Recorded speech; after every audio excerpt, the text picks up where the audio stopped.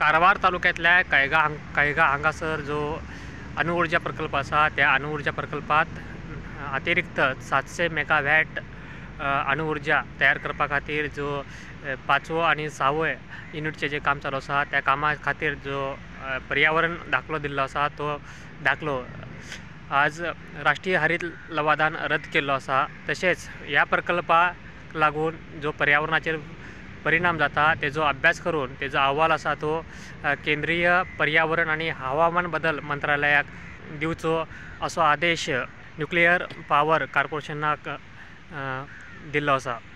केंद्र सरकारचो हो महत्वाकांक्षी प्रकल्प हो पर्यावरणाच्या दृश्टीन अतिशय संवेदनशील क्षेत्र आशिल्ल्या पश्चिम घाटात येता।